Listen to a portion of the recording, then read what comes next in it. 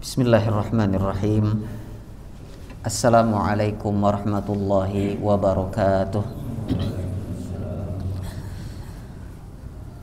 Alhamdulillah. Alhamdulillahi rabbil alamin. Wabihi nasta'inu ala umurid dunya waddin.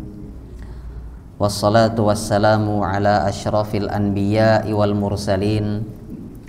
Nabiyyina wa habibina Muhammadin wa ala alihi wa ashabihi wa man istanna bisunnatihi ila yaumiddin. Allahumma 'allimna ma yanfa'una wanfa'na bima 'allamtana wa zidna 'ilma. Rabbi shrah li sadri wa yassir li amri wahlul 'uqdatan min lisani yafqahu qawli. Amma ba'du, kaum muslimin wal muslimat, keluarga sabarataan rahimani wa rahimakumullahu jami'a.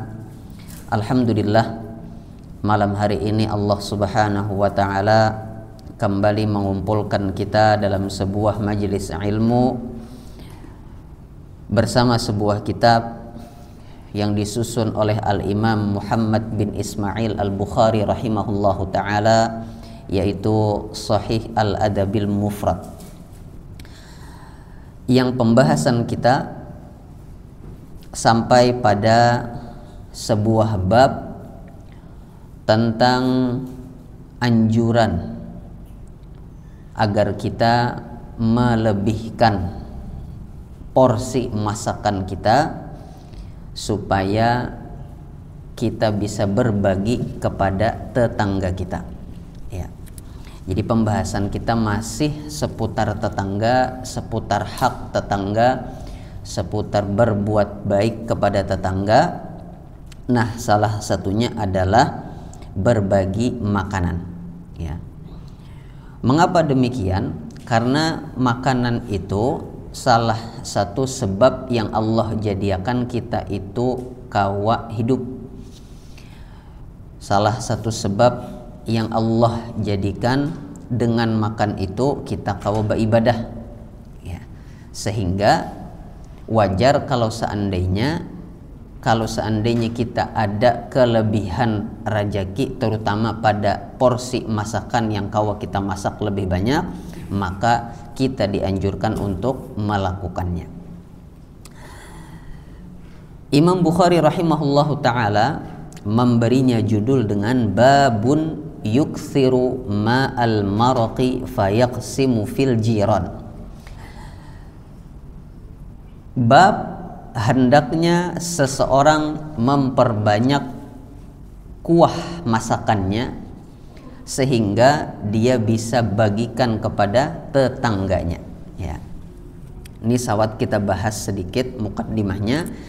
Hari ini insya Allah kita mulai majelis kita dengan membaca hadis yang kemudian kita jelaskan beberapa poin penting di dalamnya. Hadis ini, keluarga sabarataan rahimani wa rahimakumullah, diriwayatkan oleh sahabat yang mulia Abu Dzar Al-Ghifari radhiyallahu anhu. Abu Dzar radhiyallahu anhu mengatakan, "Awsani khalili sallallahu alaihi wasallam bi thalath." Kekasihku, kata Abu Dzar, ya, kekasihku yakni Rasulullah sallallahu alaihi wasallam pernah berwasiat kepadaku dengan 3 perkara atau 3 wasiat. Pertama, asma'u wa uti'u walau li'abdin mujadda'il atraf. Wasiat yang pertama yaitu hendaknya mendengar lawan tetap taat meskipun pemimpin kita atau meskipun kita dipimpin oleh seseorang, ya, atau seorang budak, seorang hamba sahaya yang banyak kekurangan fisiknya, ya. Dan ini pembahasan ini jadi semakin kuat, semakin penting benar, terutama pada akhir-akhir hari ini, ya. Karena di sini keluarga sabarataan jamaah rahimani wa rahimakumullah dan hadis-hadis lainnya juga yang serupa, ini menjadi landasan keyakinan sekaligus sikap kita pengikut Nabi Muhammad SAW ketika menghadapi pemimpin, ya. Karena urusan kepemimpinan ini lain urusan nang sepele, tapi urusan nang ganal, nang mempertaruhkan maslahat orang banyak, baik sebagai pemimpin atau kita sebagai rakyat. Ini sama-sama harus bekerja sama supaya tercipta maslahat gasan orang banyak. Oleh karena itu diatur oleh syariat kita di sini, bahkan dijadikan wasiat, ya. Jadi dijadikan wasiat oleh Nabi SAW kepada Abu Dzar, yaitu hendaknya engkau wahai Abu Dzar tetap mendengar perintah pemimpin, penguasa, bahkan tetap taati dia meskipun dia itu banyak kekurangannya, terutama misalnya fisiknya tadi. Ini mujadda'ul atraf, itu yang ujung-ujung jari jemarinya itu pagat, ya, artinya fisiknya kada sempurna. Lamun fisik kada sempurna, ada potensi pemimpin yang kayak ini tadi itu kada kaum menunaikan kewajibannya secara sempurna juga. Jadi pacangan ada kekurangannya nih. Nah itu aja tetap oleh Nabi SAW diperintahkan tetap taat. Ya. Jangankan kondisi yang seperti ini, yang lebih parah Nabi SAW dalam hadis yang lain bahkan mengatakan wa in duriba dhahruka, tetap taat kepada pemimpin meskipun punggungmu itu dipukul, ya, dizalimi. Kada hanya hak sebagai rakyat saja yang dizalimi, tapi fisiknya mamanya dizalimi juga, tetap oleh Nabi SAW diperintahkan untuk taat, ya. Nah taat ini keluarga sabarataan bukan artinya kita membenarkan perilaku, ya, kezaliman. Perilaku kezalimannya kita ingkari, ya. Perilaku kezaliman yang tampak di hadapan kita ingkari, ya. Tapi bukan arti kita kemudian melakukan tindakan-tindakan yang bisa saja malah menambahi madaratnya, maslahatnya, manfaatnya kada jadi dapat, tapi malah bertambah madarat nang lain, ya. Itu kenapa syariat memerintahkan kita tetap taat pada kondisi pemimpin yang kayak apa aja. Satu-satunya kondisi di mana Nabi SAW mengizinkan kita untuk kada taat kepada pemimpin, yaitu pada saat pemimpin menampakkan kekufuran yang nyata.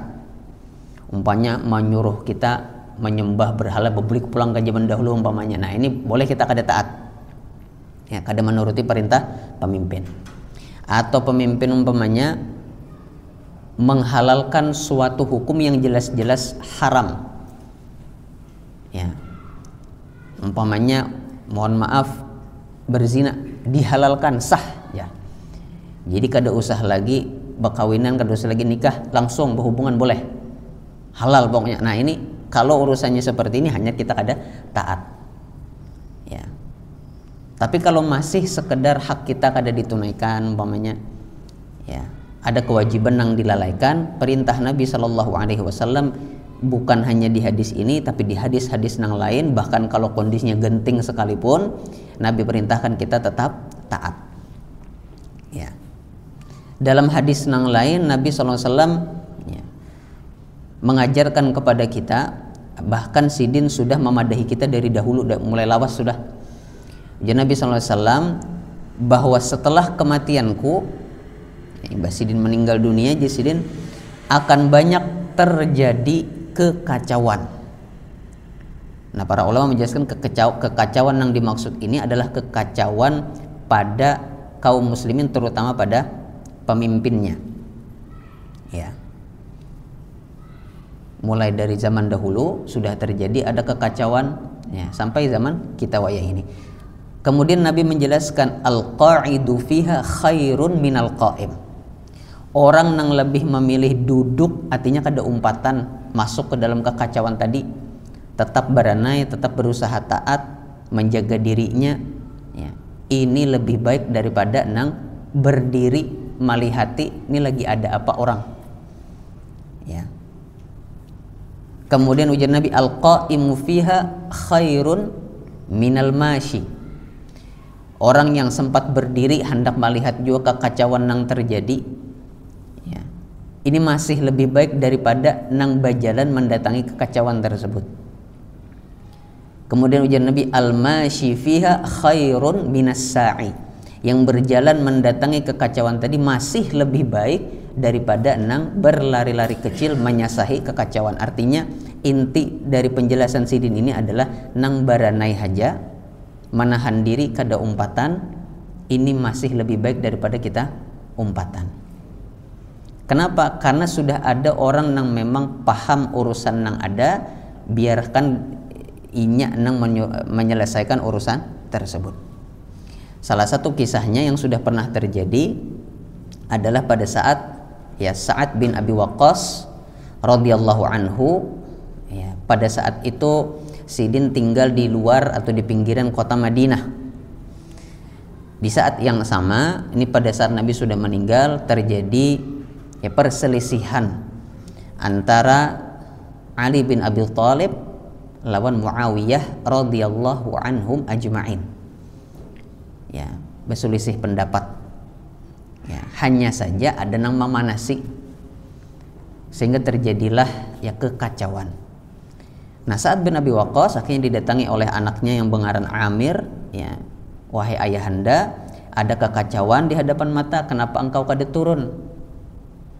Ya, karena engkau salah satu sahabat yang termasuk dijamin masuk surga oleh Rasulullah, termasuk sahabat yang paling pamulaan masuk Islam, kenapa kada umpat menyelesaikan kekacauan? Ya. Nah, maka Sa'ad bin Abi Waqqas pun akhirnya menjawab, aku kada hendak umpat, jadi Sidin, karena pesan Nabi bila melihat kekacauan yang terjadi setelah Nabi wafat, orang yang beranai haja lebih baik daripada nang umpatan. Ini sekelas Sa'ad bin Abi Waqqas nang tadi sudah keilmuannya luar biasa. Sidin suah jadi gubernur di suatu tempat, suah jadi panglima perang. Ya, ilmu fikihnya kada diragukan lagi. Ya, kebijaksanaannya kada diragukan lagi, bahkan doanya diijabah oleh Allah Subhanahu wa taala. Ya, pada saat Sidin jadi pemimpin, jadi gubernur di suatu tempat, ada orang yang memfitnah Sidin. Dituduh Sidin sembahyangnya kada baik. Ya, kalau juan jar sembahyangnya. Ya, dituduh macam-macam. Mbak itu Sa'ad bin Abi Waqqas merasa terzalimi, Sidin berdoa kepada Allah, ya, supaya orang yang memfitnah Sidin ini terkena musibah sampai tuha. Ya. Assalamualaikum warahmatullahi. Nah, akhirnya Allah Subhanahu wa taala kabulkan. Ya. Nah, maksudnya nih alim iya, solih iya Sa'ad bin Abi Waqqas. Ya. Termasuk orang yang Nabi percayai. Ya. Tapi pada saat terjadi kekacauan, ya, Sidin kada umpatan. Lain karena Sidin kada perhatian, tapi karena Sidin masih kada kau memastikan bila Sidin turun umpat ada maslahatkah atau malah menambahi madarat. Ya. Maka dalam hal ini ya, jelas bahwasanya sikap kita sebagai umat Islam pengikut Nabi Shallallahu Alaihi Wasallam, ya, kita umpati apa nasihat dari beliau. Ya, Sidin di sini mengatakan hendaknya tetap mendengar, tetap taat kepada pemimpin meskipun pemimpin tadi banyak kekurangannya. Ya.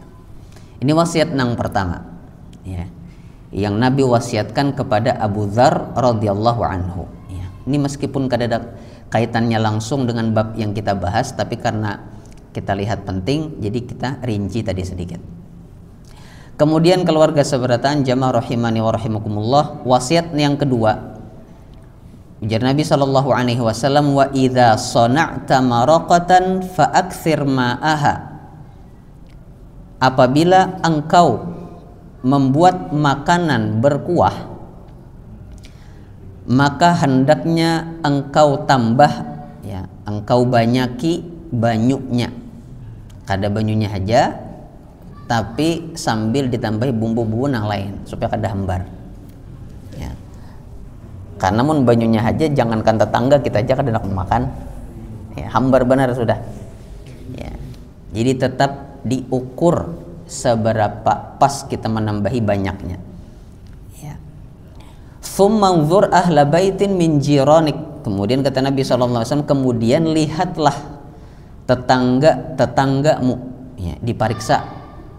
Bila ada yang memerlukan, fa asibhum minhu bima'ruf. Kalau engkau dapati ada yang memerlukan, ya, kada saat bemasak, umpamanya orangnya kada miskin sebujurnya, tapi kada saat bemasak, entah ada auran apa, umpamanya mau urusi kuitannya kah, umpamanya nang lagi garing sehingga kada ada waktu gasan bemasak, ya. Nah maka itu, ya, bisa kita berikan kepadanya sebahagian porsi masakan makanan yang tadi kita masak, ya. Dan ingat di sini Nabi SAW mengatakan bima'ruf, caranya itu mesti baik, cara memberinya, cara memasaknya, caranya harus baik, ya. Kada, mohon maaf, asal-asalan, asal banyak umpamanya, ya, asal dapat sehingga bebaya dapat misalnya, kada. Jadi sesuaikan porsinya pas, rasanya pas, ya, baru kita berikan. Nah di sini ada beberapa hal yang perlu kita jelaskan, ya. Yang pertama, pada saat Nabi SAW mengatakan fa'akthir ma'aha, banyaki kuahnya. Nah Imam Al-Qurtubi rahimahullahu taala di sini mengatakan, menjelaskan, ujar Sidin, wa huwa tanbihun latifun ala taisiril amri alal bakhil. Sabda Nabi fa'akthir ma'aha, banyaki kuahnya, di sana ada peringatan lembut, ya, untuk mempermudah urusan orang yang bahkan pelit sekalipun, ya. Mengapa? Idz ziyadatu innama hiya syai'un la thamanalah. Karena nang Nabi perintahkan gasan ditambah itu kuahnya, yang insya Allah, ya, pemalarnya orang menambah kuah insya Allah kada masalah, ya. Kemudian idlam yakul akthir lahmaha, dan Nabi SAW kada mengatakan, Sidin kada perintahkan banyaki dagingnya, banyaki isiannya, tapi kuahnya yang dibanyaki, ya. Supaya apa? Supaya kesempatan kita berbuat baik kepada tetangga itu kada ngalih, kada harus membanyaki dagingnya atau membanyaki isi masakan yang berkuah tadi. Biar kuahnya aja, asal rasanya pas, ya, insya Allah orang akan senang. Idz la yatayassaru dzalika ala kulli ahad, karena kalau seandainya Nabi memerintahkan yang dibanyaki itu dagingnya, umpamanya masak soto, ada daging ayamnya umpamanya, namun daging ayamnya yang dibanyaki belum tentu seberatan orang kawa, ya. Maka yang lebih masuk akal, ya, Nabi perintahkan banyaki kuahnya, yang insya Allah, ya, mayoritas orang sanggup membanyaki kuahnya, ya. Nah ini faidah yang pertama tentang sabda Nabi fa'akthir ma'ha. Kemudian faidah yang kedua tentang memperbanyak kuah yang perlu kita perhatikan, yaitu meskipun Nabi perintahkan kita membanyaki kuah, tapi harus tetap ditakar porsinya, jangan sampai kebanyakan sehingga mubazir pulang, ya, berlebihan. Jadi secukupnya aja kita takar, ya. Nah biasanya kita kawa menakar ini karena kita mungkin, ya, ada dengar kabar sana sini tetangga kita kondisinya kayak apa, atau rancak kita, ya, bermuamalah lawan tetangga kita sehingga kita paham benar kondisinya. Jadi kita kawa mau ukur, ya. Jadi kadang mengamalkan hadis ini, kadang langsung bebarang haja dibanyaki tanpa diukur. Nah ini khawatirnya kayaknya berlebihan sehingga jadi mubazir, ya. Jadi meskipun perintahnya disuruh Nabi SAW kita banyaki, tapi tetap perlu diukur. Kemudian faidah yang lainnya, Nabi SAW, ya, katakan tsumma anzur ahla baitin min jiranik. Jadi urutannya itu, ya, Nabi SAW perintahkan kita memasak banyaki kuah. Hanya rimbah itu cek tetangga, kada cek tetangga dahulu, tahu kondisinya, hanya kita memasak. Bila ada yang perlu kita lebihi, bila kada ada yang perlu kita memasak seadanya. Tapi justru Nabi balik, Bemasak dahulu bebanyak, hanya cek tetangga. Bila ada yang perlu bari. Ya. Atau umpamanya kada ada yang perlu, tapi karena sudah tadi masak bebanyak, ya kita bari iya sudah. Ya, siapa tahu itu meringankan bebannya atau menambah porsi makan tetangga kita umpamanya. Nah, karena dalam hal ini keluarga sabarataan memasak porsi bebanyak itu ya, ada dua macam. Yang pertama, masak porsi balabih, porsi bebanyak itu tadi, kalau dilakukan sebelum tahu kondisi tetangga, maka itu artinya sebagai bentuk jaga-jaga kita. Kalau pina pas ada nang perlu. Jadi kita kada sawat bali lihat sudah kita bemasak balabih karena ada kemampuan kita bemasak balabih, jaga-jaga siapa tahu ada nang perlu. Kondisi yang kedua, kita bemasak balabih itu setelah kita tahu ada yang memerlukan. Nah, kedua-duanya ini boleh kita lakukan. Ya. Kalau kita ada basic kesanggupan, ya, bemasak masakan yang kawa dibanyaki porsinya tadi, terutama masakan yang berkuah, ya, maka kita lakukan sejak awal, jaga-jaga kalau pina ada yang memerlukan. Tapi boleh juga kita cek dahulu, ya, kada masalah kita hendak cek berdahulu.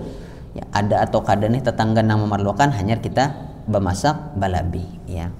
Dalam hal ini ada keleluasaan. Yang jelas anjurannya adalah kalau kita sanggup bemasak porsinya tak banyak, maka kita bisa lakukan. Wallahu a'lam. Ya. Itu wasiat yang kedua, wasiat yang sesuai lawan bab kita pada malam hari ini. Wasiat yang ketiga, Nabi SAW mengatakan kepada Abu Dzar, wa shallis salata liwaqtiha, dan salatlah engkau tepat pada waktunya. Tepat pada waktu ini, keluarga sabarataan jamaah rahimani wa rahimakumullah, kada mesti artinya di awal waktu. Yang penting masih di dalam batas waktu sah salat, itu maksudnya. Ya. Kalau kita kawa di awal ya bagus. Ya. Tapi kalau seandainya kada kawa di awal, ada tertunda sedikit-sedikit umpamanya, kada jadi masalah. Yang penting masih di dalam waktu sah pelaksanaan salat 5 waktu. Fa in wajadtal imama qad shalla faqad ahrazta salatak. Kalau seandainya engkau mendapati imam sudah selesai salat, maka setidaknya engkau sudah menjaga waktu salatmu. Wa illa fahiya nafilah. Kalau seandainya belum imam melakukan salat sehingga engkau ikut salat bersama imam, maka salatmu itu terhitung sebagai salat sunnah. Nah, wasiat yang ketiga ini, keluarga sabarataan rahimani wa rahimakumullah, jadi ini kisahnya Nabi SAW beri wasiat kepada Abu Dzar, ya, sebagai pemberitahuan di awal. Karena di hadis lain Nabi sebutkan akan ada pemimpin-pemimpin, ujar Nabi SAW, yang mereka itu katuju benar mengakhirkan sholat bahkan sampai keluar waktu sholat. Ini terjadi pada zamannya Hajjaj bin Yusuf,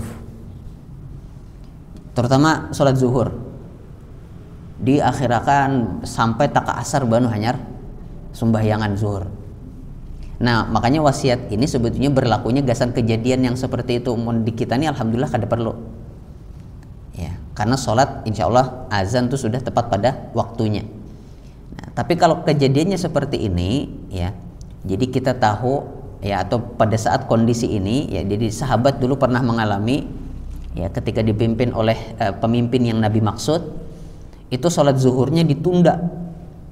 Nah, maka ada pesan Nabi seperti ini. Jadi sahabat itu sholat berdahulu di rumah, ya, supaya paling kada tadi sholatnya tepat waktu dan diniatkan sholat wajib.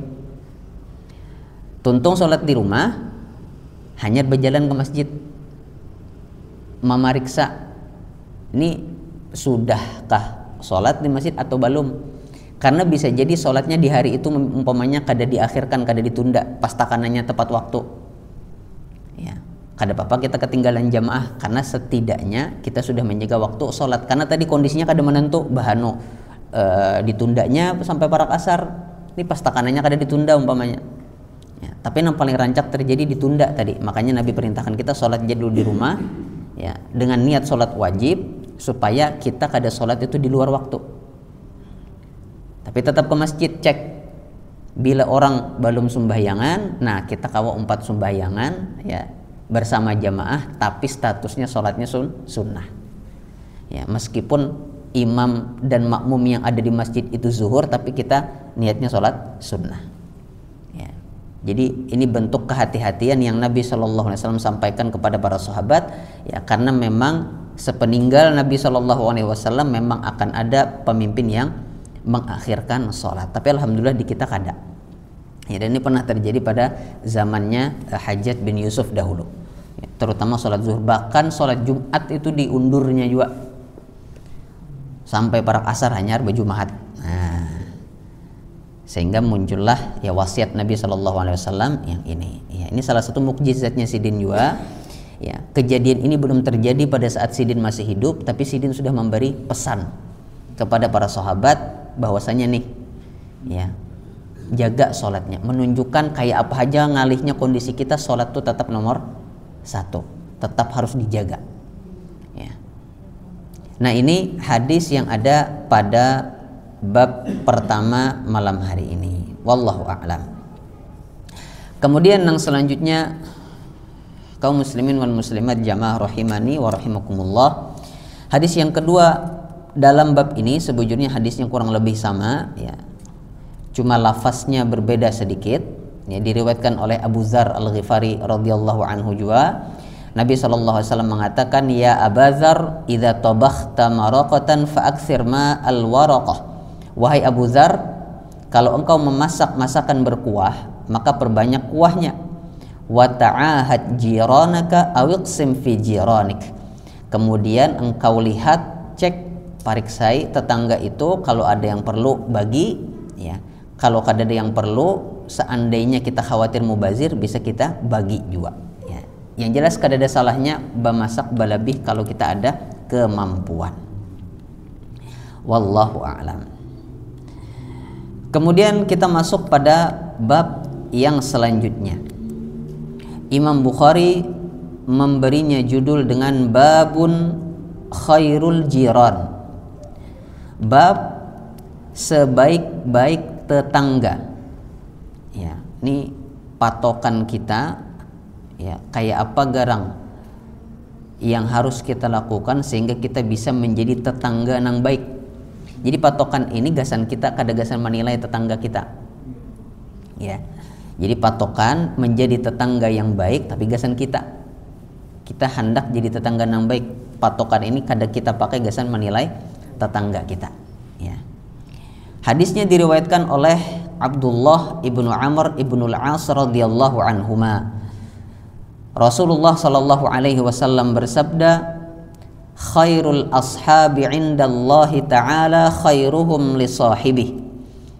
Ujar Nabi sallallahu alaihi wasallam, sebaik-baik teman, sebaik-baik kawan di sisi Allah Subhanahu wa taala adalah yang paling baik muamalahnya,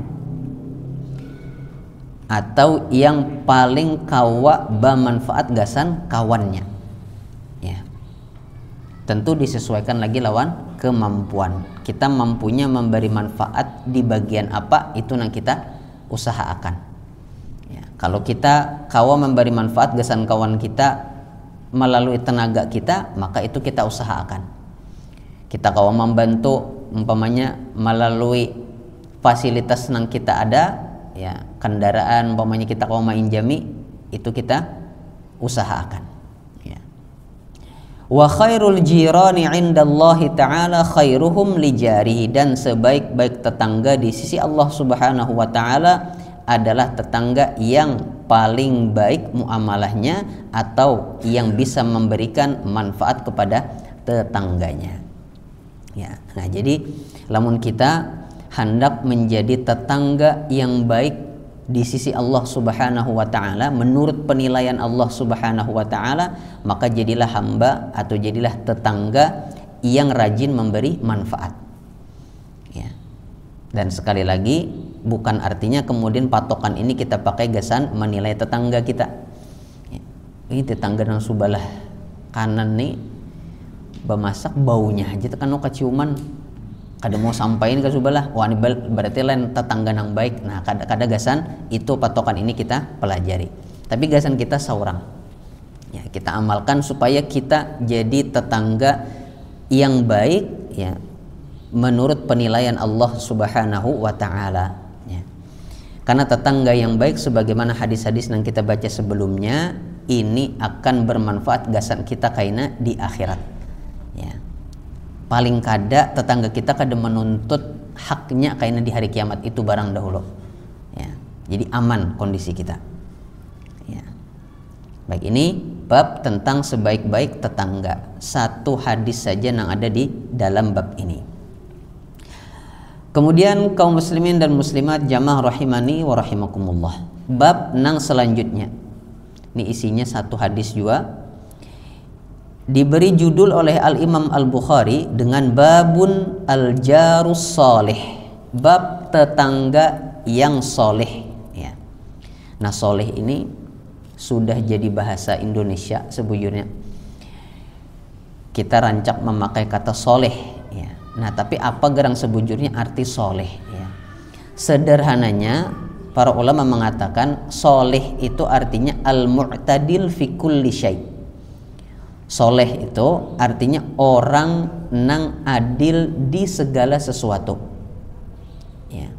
Bila adil tuh bila wayahnya dimintai nasihat memberi nasihatnya, bila melihat kemungkaran ditagurnya ya, bila diperlukan ada inya membantu, bilanya ya kada diperlukan inya menawarkan dirinya gasan membantu ya, intinya orangnya itu adil ya.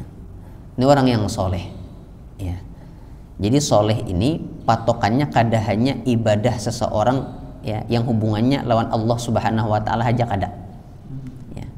Tapi hubungan orang lawan manusia pun juga dinilai sebagai salah satu faktor kesolehan. Jadi kita menilai orang soleh itu ya dua ya, kita bisa jadikan patokan ibadahnya kepada Allah Subhanahu wa taala lawan pergaulannya lawan manusia ya. Bila orangnya rajin membantu ya, orangnya menghormati kita, sama-sama menghormati hak tetangga umpamanya dalam hal ini tetangga ya, maka dia adalah tetangga nang soleh ya.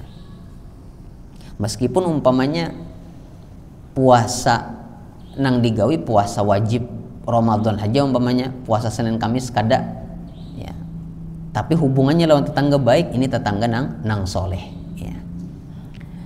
Hadisnya diriwayatkan oleh Nafi' ibnu Abdul Harith radhiyallahu anhu dari Nabi SAW. Beliau bersabda, min sa'adatil mar'il muslim, di antara kebahagiaan seorang muslim pada saat di dunia tentunya ada tiga, ujar Nabi SAW ya, yang kalau ada muslim berisi ketiganya atau minimal salah satu dari ketiganya ini bahagia benar hidupnya. Nang pertama al-maskanul wasi', rumah nang luas. Tapi kada asal luas di sini ya. Para ulama menjelaskan luas yang dimaksud bisa mendatangkan kebahagiaan adalah luas nang bermanfaat ya. Luas yang bermanfaat. Jadi ada bagian rumah nang kawa khusus gasan menerima tamu umpamanya, sehingga tamu kawa bermalam nyaman ya, inya kada terganggu, kita kada terganggu ya. Rumah nang luas misalnya sampai ada tempat khusus kita gasan membaca Quran misalnya. Rumah nang luas sampai ada tempat khusus kita umpamanya membaca buku belajar, atau gasan anak kita umpamanya belajar ya. Nah ini rumah luas nang bermanfaat ya. Ini nang mendatangkan kebahagiaan, tapi luasnya aja ya, tapi kadang mendatangkan manfaat. Nah ini kadang justru mengalihi kita merawat rumahnya tadi ya. Artinya apa di sini keluarga seberatan? Artinya di satu sisi Nabi SAW kadang melarang kita berisi rumah nang luas, karena mun kita kau manfaatkan itu malah jadi kebahagiaan ya. Jadi kada terlarang orang membangun rumah itu luas, kada masalah, asalkan kau menjamin ada manfaatnya ya. manfaatnya kau menjamin, ya dananya ada juga silakan aja.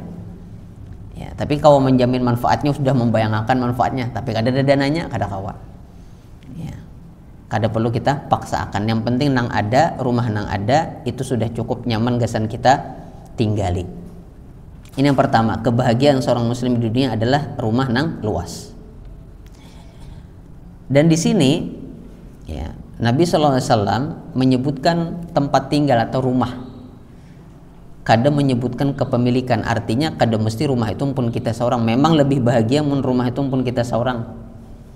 Ya, tapi bukan berarti nang mengkontrak kada kau bahagia, kawa juga bahagia.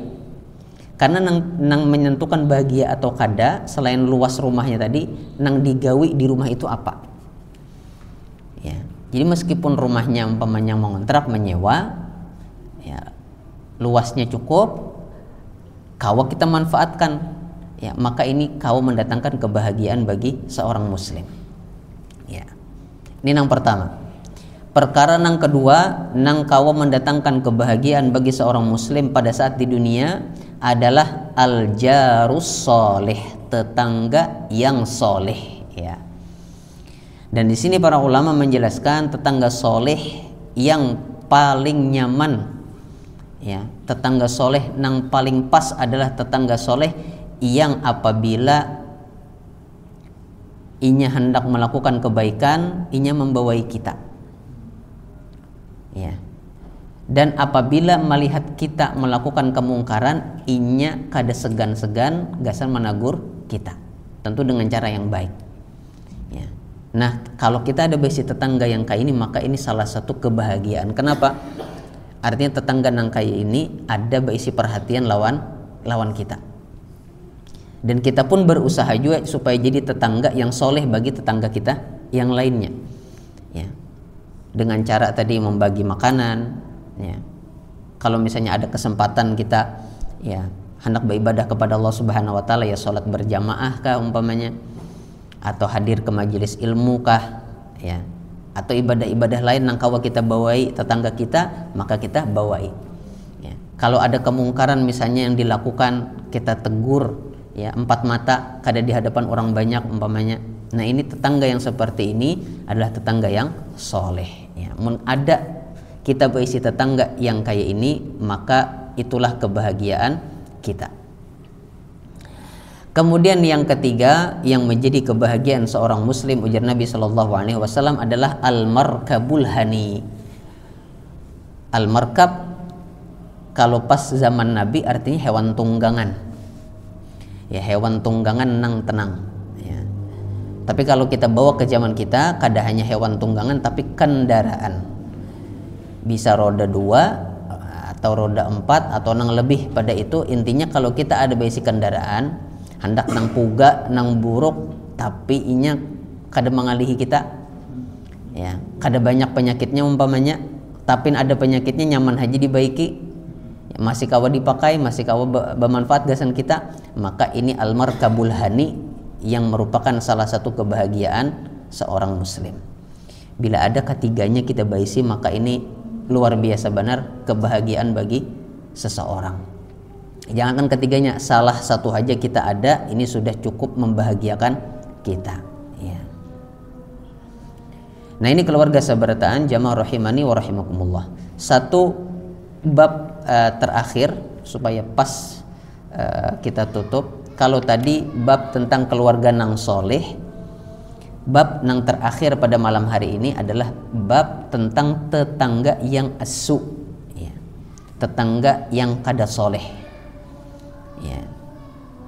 Sebuah hadis yang ada di dalam bab ini yang dibawakan oleh Imam Bukhari dari sahabat yang mulia Abu Hurairah radhiyallahu anhu.